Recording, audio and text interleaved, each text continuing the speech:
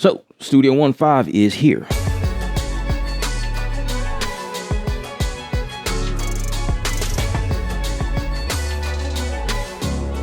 Up on set from Creative Sound, and in this video I like to dive a little deeper into something I find very cool in Studio 1.5.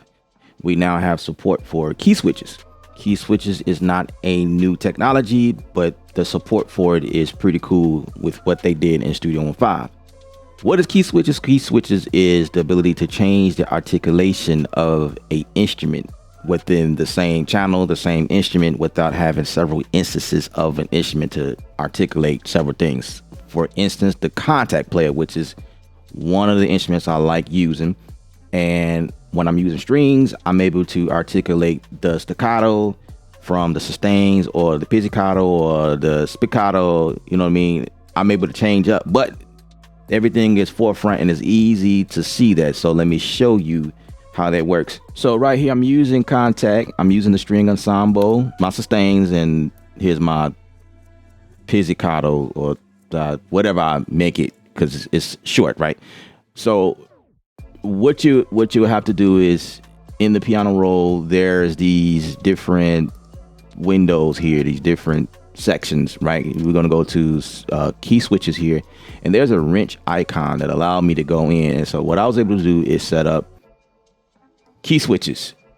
You know what I mean? Keyswitches, like I said, is not nothing new. It's always in here, but now I'm able to map my Keyswitches. So what I did was I just found the Keyswitches within string ensemble, and I was able to set up my notes to reflect. And so right here, they pop up here or wherever they are according to the design of the instrument, right?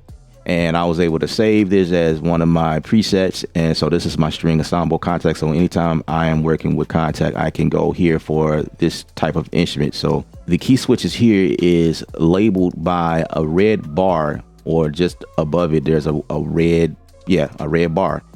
And when I touch on it, it actually tells me what it is, whatever I labeled it as. So here's my harmonics, here is my staccatos, my spiccato, it's my tremolos, my sustain, and so forth, right? So it's pretty cool that I can see that in front of me. And then, as you can see on the grid, it's kind of shaded gray, or it's like this light gray or pinkish color, which indicates that's what's going on. So I'm going to go ahead and insert a staccato key here, or I could just hit my keyboard, but I'm just go ahead and just put that in here right quick. So I'm going to switch my tool to a pen tool, a pencil tool, and we're going to go for the staccato. Let me zoom in a little bit more so we can see. And it doesn't need to be long at all. It just needs to be something there a little bit before. So now when we play here,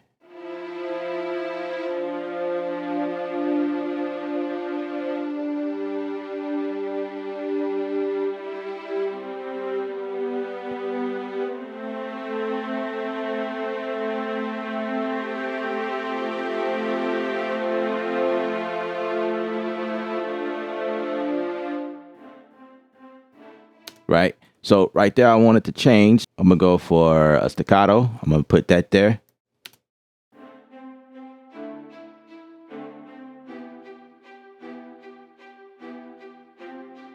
Actually, let's move this up. And as you can see, as I hover over the key switch, it actually tells me what's going on. So I'm gonna move this here, and it's telling me I moved it to spiccato. As you can see, the key switch. Or let's try pizzicato. So I need that to come before. Right? And you can even see that it changes the articulation. If you have your instrument open, you can see things change up. So what I would like to do is actually, I would like to just make these a little longer just so I can see them better. You know what I mean? And that way it kind of, indicates what's going on. But you don't have to. That's just for me. So when I zoom out of this, I can still see that there's Keyswitches. So that's the reason why, I would have this, a little longer for the duration of what's going on.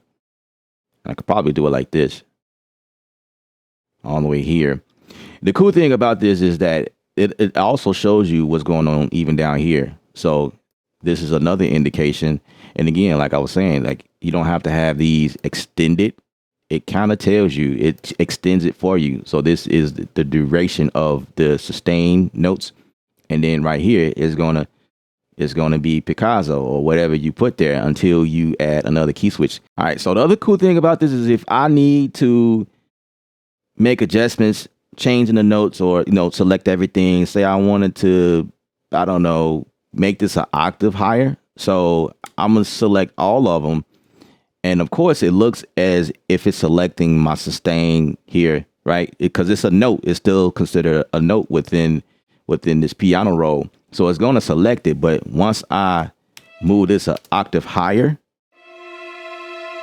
my sustain, my pizzicato remains intact. It did not move. So that's the beauty of this whole new thing that's going on in Studio 1.5 is that I don't have to worry about my key switches moving. That's something that's pretty cool. It's not huge, but it's cool because what I used to do is just try to be very careful with what I select if I need to make changes, and I had to, select my instruments and then make my adjustments because I knew that my key switches was near, right? And, did not want to make adjustments to those, of course. And sometimes your key switches are below, which is what I'm really used to. Key switches they sometimes live on the bottom somewhere, octave below, like C1, C0 or something like that. In this case, the key switches are, in the higher range. Wherever they are, you can set up these parameters, these presets for whatever instrument you're using. And this is cool because I was able to save this information here. So anytime I need to pull up Contact, I can just go straight in and grab that key switch. I could just click here and just pick the preset or whatever, and I'm good to go. So that's one of the things that I actually like. It's definitely a time saver for me in Studio 1.5. I'm Ella from Creative Sound. Remember, music is art, you the artist. Paint your picture. Stay creative without rules.